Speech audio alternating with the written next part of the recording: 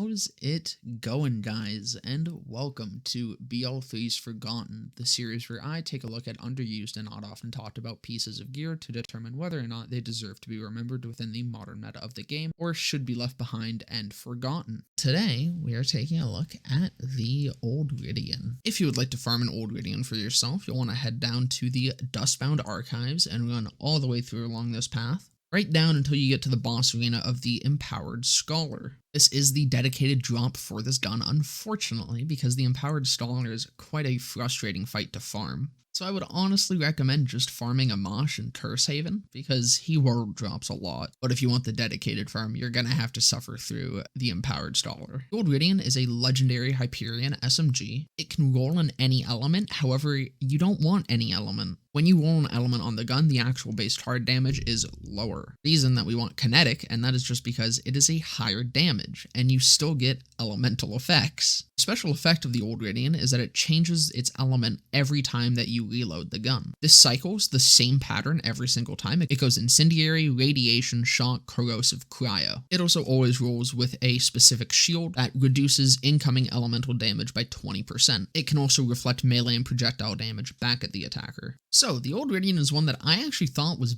better than I ended up thinking it was by the end of this. I'd always heard of the Oldridian as like this underdog and like, ooh, this is the gun that no one talks about. Like, when people talked about off-meta guns, the Oldridian was always brought up as something that was underappreciated and undervalued. I thought this too. I was fully under the impression that this gun was better than I ended up finding out that it was. And it's because of the key word of this episode, consistency. Oldridian is really good. It has solid damage. The issue is, a lot of the time, this damage is just gonna fuck you over because it's not gonna be the right type of damage. If you match your element, then you're good. If you get a matching element, this thing shreds. It is a really good SMG. It's maybe even one of the best Hyperion SMGs. I mean, there's a lot of competition in Hyperion SMGs. Those things fucking slap. It's probably like top 5. This also leads into the next issue. This thing's mag size is pretty small. The point of, I fucking hate this gun on Zane. It felt awful to use because he has a lot of fire rate. So I would like get a good element, I'd dump a magazine into something's head, and then I'd be done. And I would need like a few more shots, but then my next element is not what I need. So then I just sit there and dump shot after shot while reloading, trying to get the right element again. And it's not a fun time. But Zane is the only one I didn't super like it on. This is the part where I say, I have been being harsh on it. Really, the only tier that I found the Oldridian to start to struggle at was True Guardian Takedown.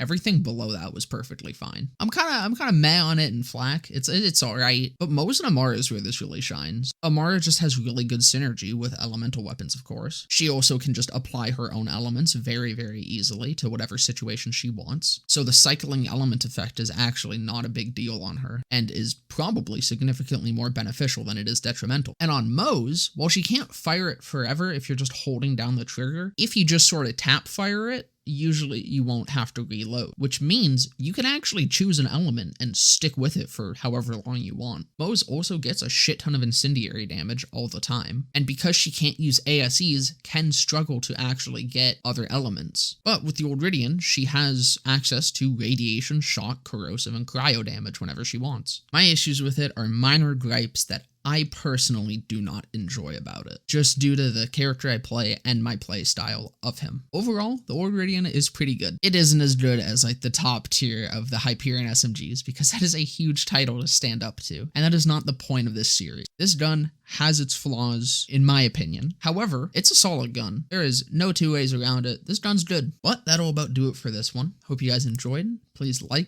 comment, subscribe, and all that, and I'll see you in the next one.